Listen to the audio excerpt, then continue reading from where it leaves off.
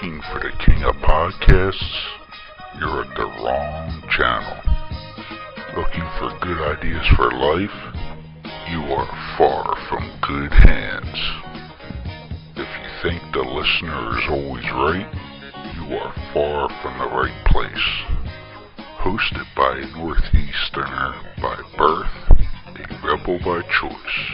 If you want a host that floats between love and madness, then play on and listen to Crazy Train Radio.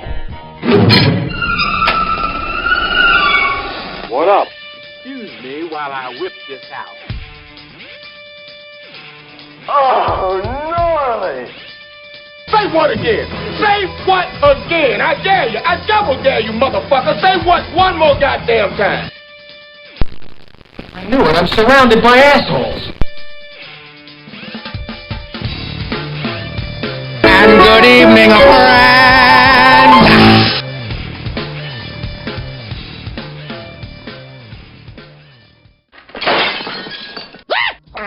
With over 30 years of experience and a superb reputation for being a detail-oriented company, Lacey Cleaning has some of the highest work standards in the cleaning business. That's the fact, Jack! Whether it's carpet cleaning, tile, grout cleaning, new construction cleanup, rental turnovers, vent and duct cleaning, odor elimination, office and or business cleaning, power washing, residential cleaning, you name it, they do it. Check them out. To contact them today, laceycleaning@gmail.com or call them at 609-709-8536. That's what I'm talking about. Not all football helmets are created equal. Zenith, the industry leader in protective technology, is the only helmet in the game with adaptive head protection featuring a shock suspension system that can move independently from the helmet shell. Headquartered and developed in Detroit, Zenith is committed to player safety and revolutionary innovation. Zenith is proud to protect athletes at every level from Pee-wee to the pros. Learn more about the Zenith difference at zenith.com. That's XENITH.com. What does everybody want? Hi, I'm former WWE superstar Al Snow, and you're listening to Crazy Train Radio. What does everybody need?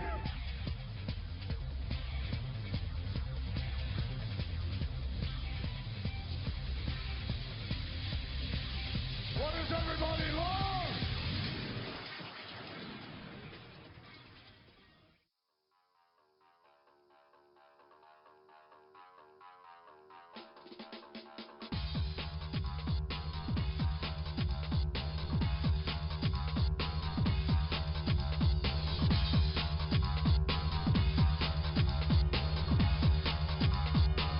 Shazam!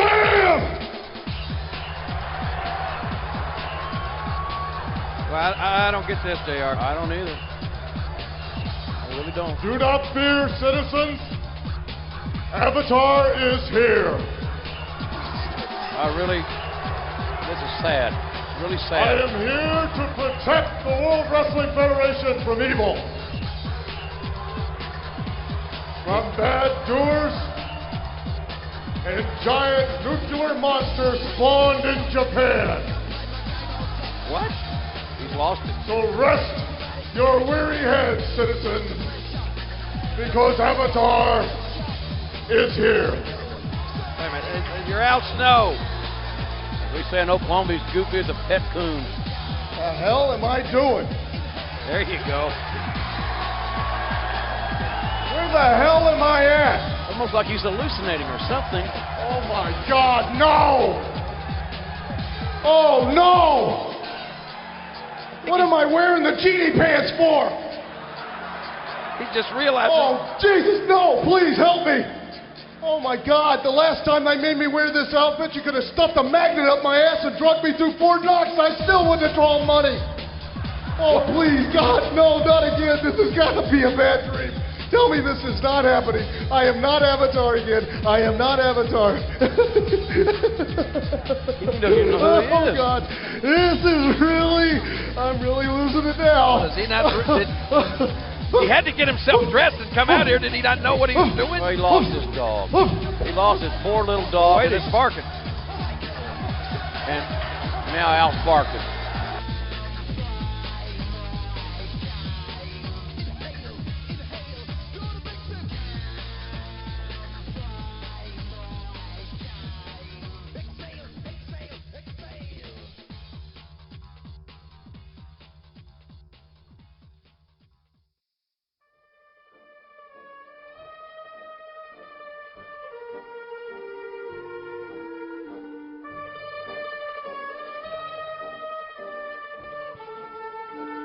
Trained by Jim Lancaster in 1982, this was still the era where it would have been easier to get into the mob.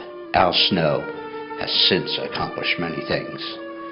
Best known for his in-ring work in ECW, WWE, and Impact, but also many people realize and know Al as the head coach at Tough Enough. What many outside the business are starting to really appreciate Al for is the knowledge that he is trying to pass on both in and out of the ring for future generations, with both the Al Snow Academy overseas and the newly accredited vocational trade school, Ohio Valley Wrestling, which now follows the semester system of being a 2-year, 60-credit hour program. Most are familiar with OVW when it was owned by Nightmare Danny Davis, and they had former graduates such as Nick Dinsmore, Brock Lesnar, Batista, and John Cena, with many, many more. So let's go ahead and shoot over to the interview with Al Snow.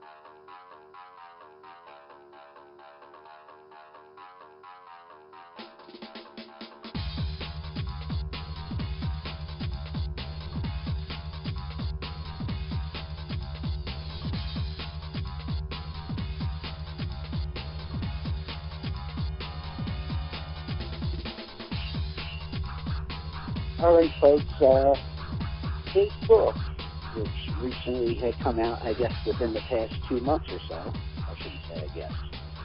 His book came out about 2 months ago, ECW Press, Self-Help, Life Lessons from a Bizarre Wrestling Career of Al Snow. Host edit, though, the whole world of professional wrestling is bizarre, if you really look at it. But on the phone right now is Al Snow. Al, how are you doing? I'm doing very well. And how are you? No complaints on this side, but first of all, besides congratulations for the book, I think you deserve congratulations for what you did with OVW, because recently I had heard what you did was you had the school certified within the state to be a trading school. Could you explain that a little bit? Yeah. What I've done is I have gotten the state office of proprietary education. They oversee secondary education, trade schools, universities, and the like in the state of Kentucky. I went and applied and received accreditation as an actual trade school for the ASWA Al Snow Wrestling Academy. This has never been done before in professional wrestling, and I felt that it was high time and needed to be done for a number of reasons. One was to raise the standards and of the people who are trying to enter into professional wrestling. The second was because of the necessity, the absolute need I felt that giving these young men and women skills beyond just being in the ring. Professional wrestling is great at teaching you how to get into wrestling and to pursue an in-ring career, giving you the skills to do that. Unfortunately, we're very lacking in teaching the skills of how to have a career outside of the ring when that in-ring career comes to an end, whether it be through injury or just simply attrition.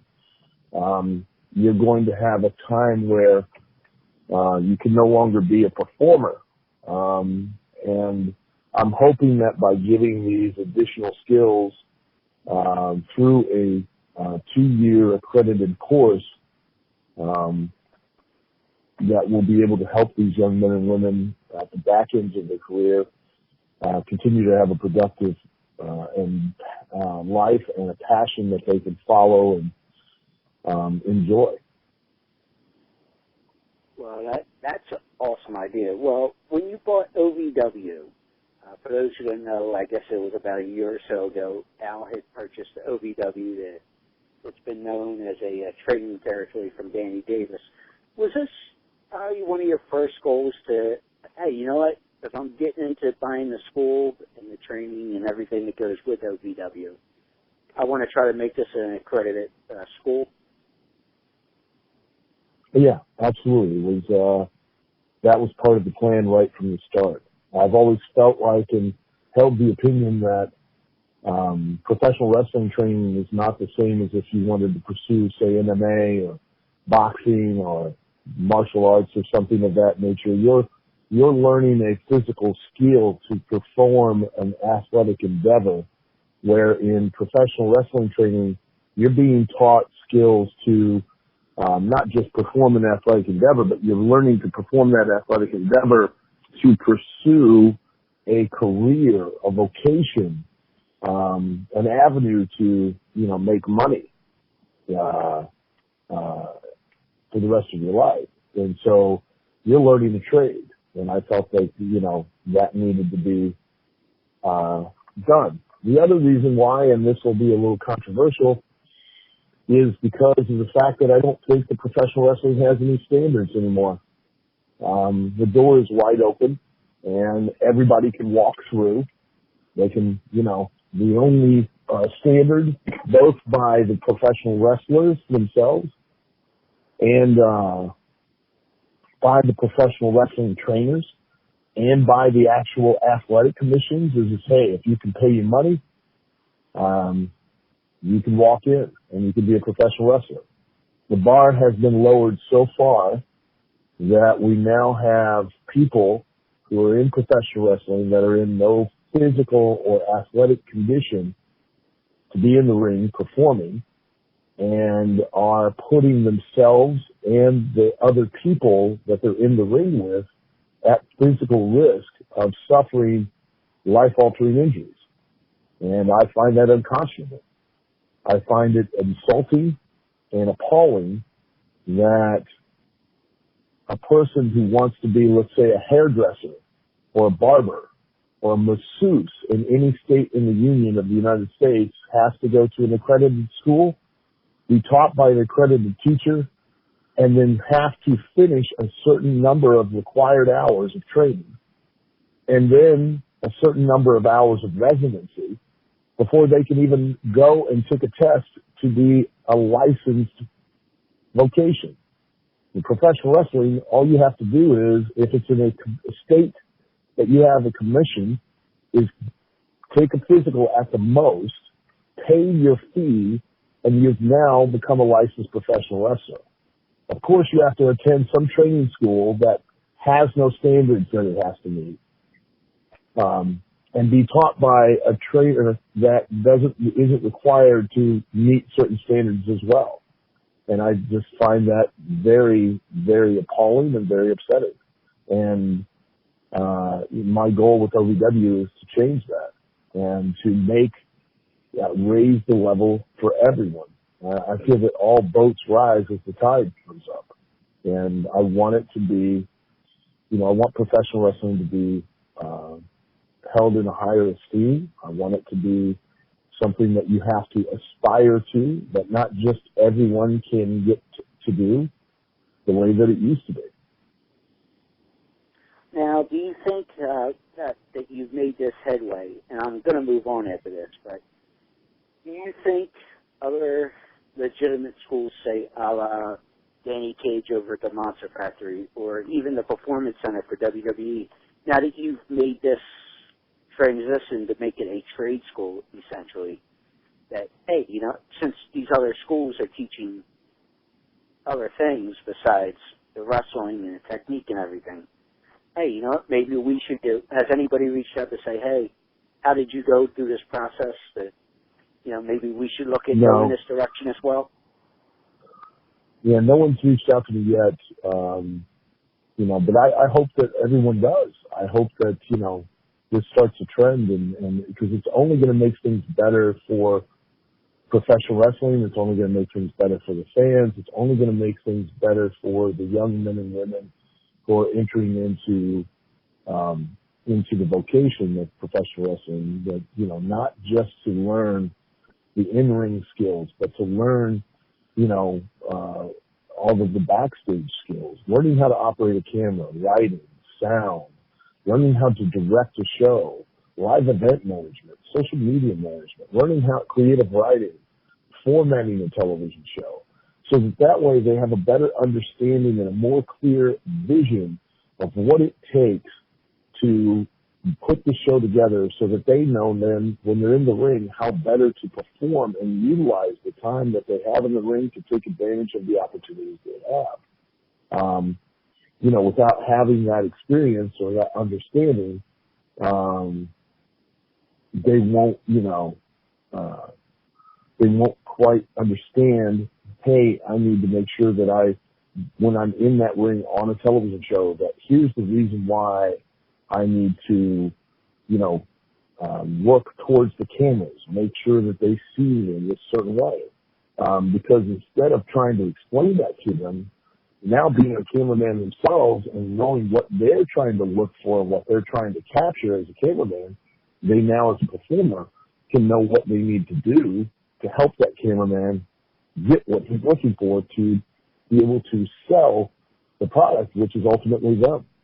If they're backstage and they're a writer, then being involved with the in-ring classes, even if they don't physically participate, but take notes and, they get an understanding and gist of what it is that we're really trying to communicate and sell to the audience, and as a result, now have a better grasp and feeling of what it is they need to write to put that performer in a position to where he can get that across to the audience in the most effective way possible, and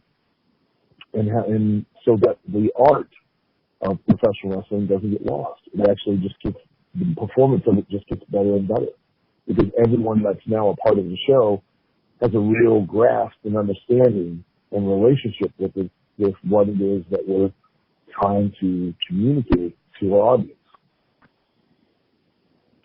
So as far as the business side there, what you were talking about, as a talent, and I guess it's always been a little wild, wild west side of things on certain aspects, but at least in your experience, what did you, or how long did it take you to figure out when you knew and understood your value to the show? And I've heard you reference being, say, early on in your career, being a Puma, or +1 on a match, and where your name's on the poster or not on the poster. But, as you evolved with your career out, when did you start to say, hey, I think I deserve X to come in and work a show a week, or, whatever the circumstances might be? I understood that from day one. And the reason I did was because of the fact that was instilled in me, that I served one of two purposes. And that was either I was the thing that helped sell tickets, or I was one of the the things that actually did motivate people to show up at that house and be there to watch the show. Because, and the reason I reference that, my experience of being Poom plus one other match or being additional all-stars, people, a lot of wrestlers complain and they treat it as if they, like, oh, I drove to such and such a town and, and I didn't get paid. And believe me, I know, I've been there, plenty of times, getting paid little or nothing. But, it was an opportunity for me to basically get on the show and try to become the thing that did sell the tickets. And I'm not saying that, people, I know what some people are going to go, oh, well, now he's a promoter, so now, of course he's going to say those kinds of things. But quite honestly, that was how it was done. The only time that I was guaranteed anything as far as pay was before I left the house was when I went and I did TV. And I would, I was a job guy. I came in, I performed a job. My job was, to show up for TV because the talent that were in the territory didn't get paid for TV. They worked on TV for free, and because it was a way to make them now the traction where they made the money off the live events, the house shows. And I wasn't in the territory. I didn't, go on the loop. I went, just to TV, got paid. Sometimes, they would do 3 tapings a day, and so you get paid $25 a tape, which back then it was pretty decent, and some promoters would, give you money trans. I know Vern, because it was such a long trip from Ohio out to Minnesota, I think we made 100 or 125 coming out there for 3 tapes and, got paid trans. And put a carload of guys in there and drive 24 hours one way and go out and, you'd work. But you weren't guaranteed, like when you went to work for other people, you weren't guaranteed money per se before you left the house, unless it was a sold show where the promoter sold the show as a fundraiser or something, and he was guaranteed a certain amount of money.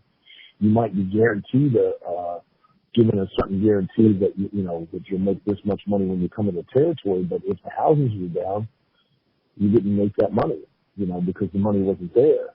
It was, so you tried to do everything you could to get the houses up so that you could make the money that you had discussed.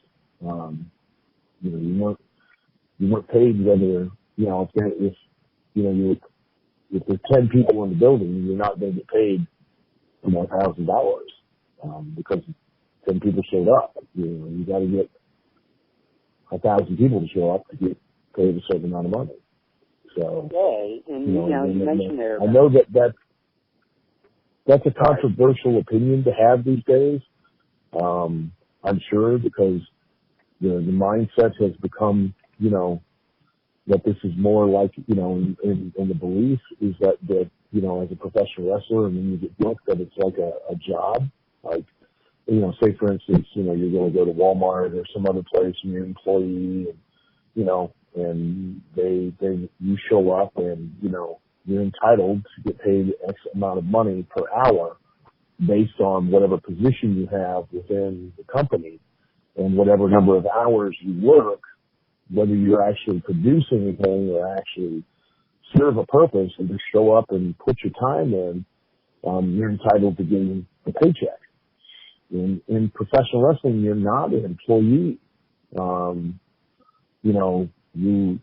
It's a business relationship with the promoter and yourself, where you show up and you utilize the opportunity of being in the ring to make yourself an attraction, and then the promoter promotes what you're doing, your artistic expression in the ring that is motivating an audience to want to pay to see you. He takes that and capitalizes on it to where the two of you make money together.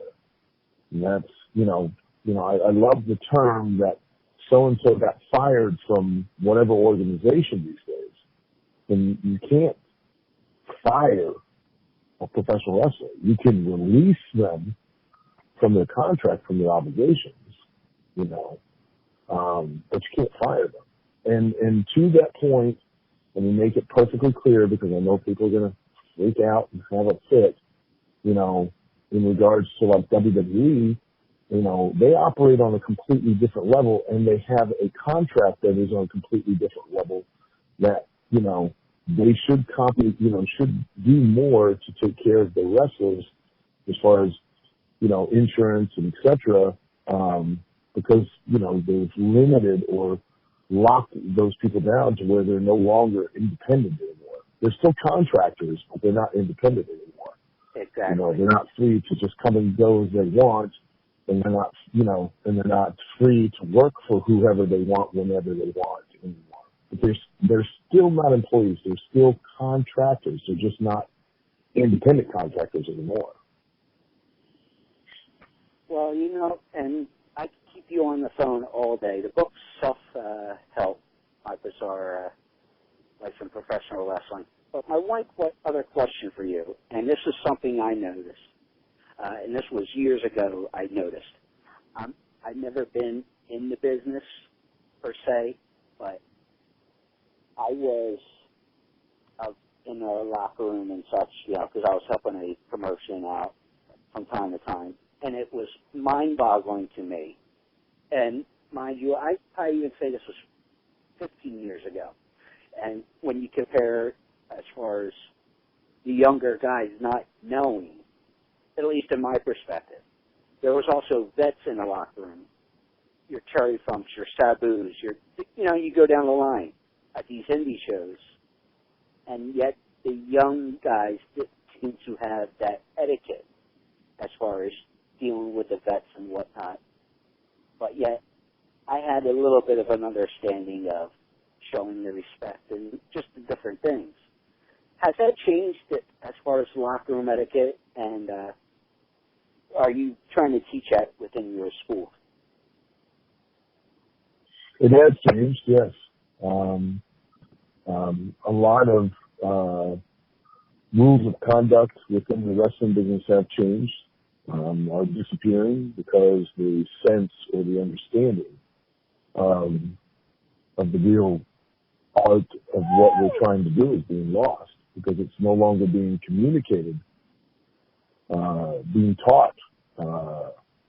Professional wrestling training is not, and I cannot emphasize this enough, it is not, hey, take somebody, put them in the ring, teach them how to land safely, show them a couple wrestling holds, show them how to hit the ropes, show them a couple, how to throw, it links in a chain, a tackle, drop down, hip toss, and hey, that's a high spot, and, okay, and then several weeks later, they're in the ring and they're having matches.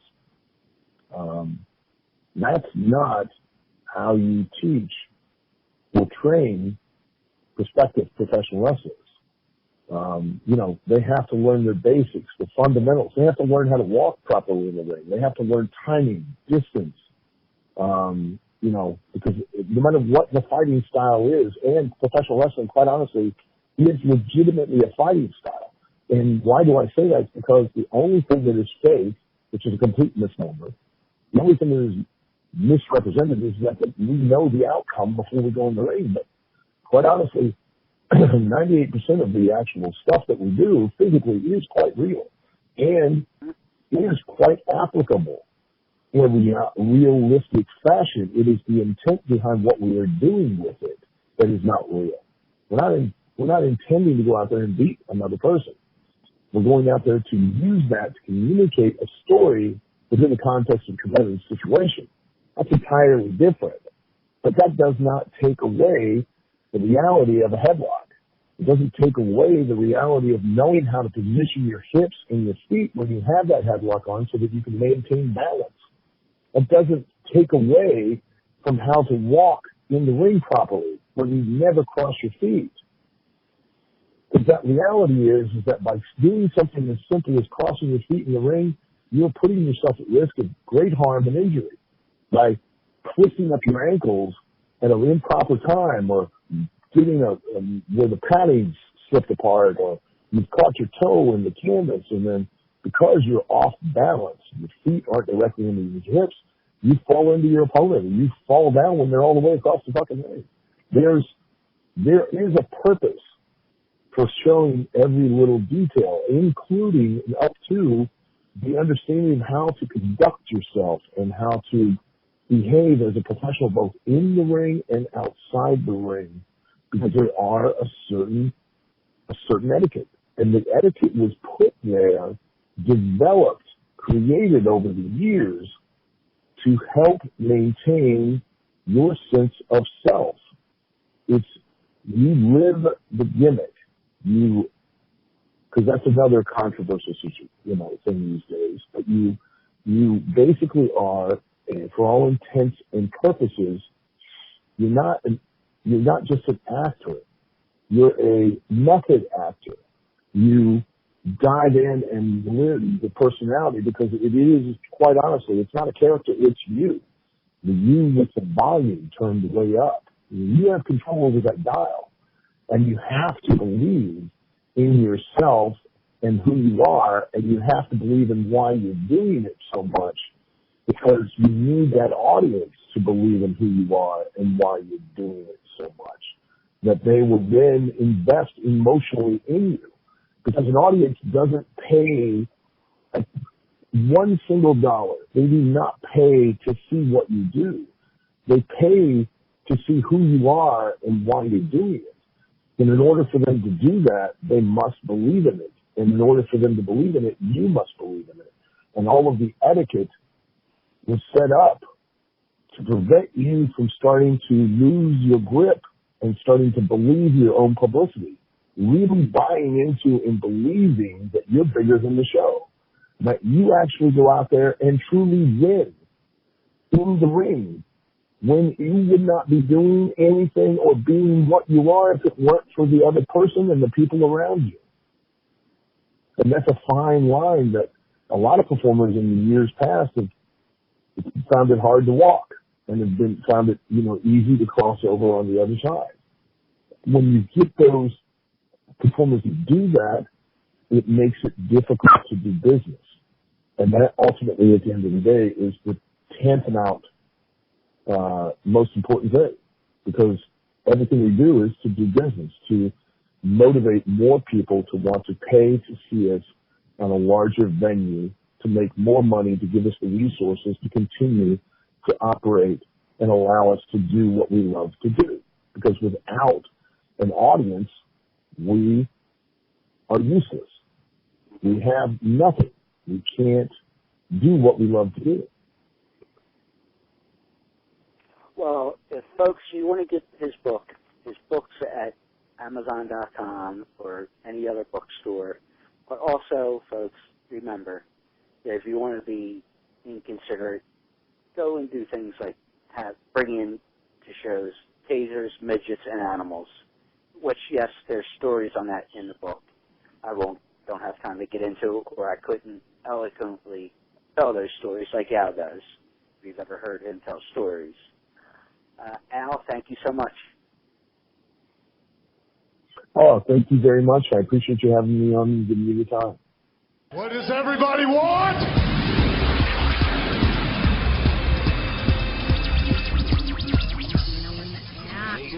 What does everybody need?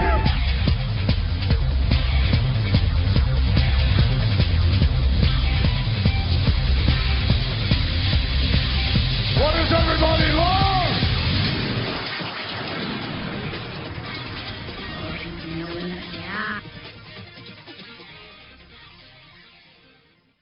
Wow!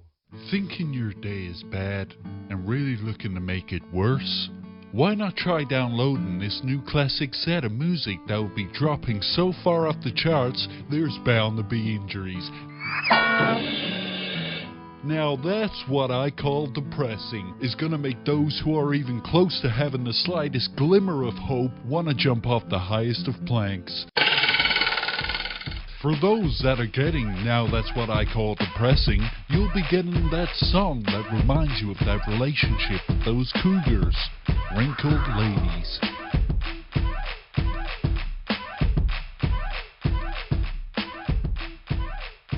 For those who weren't really into cougars, but those who had that special friend whilst in cell block 2B, we got for you this clusterfuck that will put you in therapy for years to come.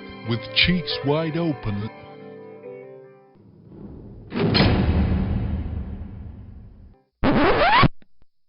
Who the fuck writes this shit? Oh hell, we're still recording this commercial. Always with you what cannot be done. Those that'd rather have it out than in. This loaded hit will be dropping soon, farthing in the USA. For those who place their order by calling or ordering online, the next 100 folks will receive their choice of either a noose of good quality that won't snap, an installation of a new outlet next to your bathtub so you can now blow dry your hair in a full tub.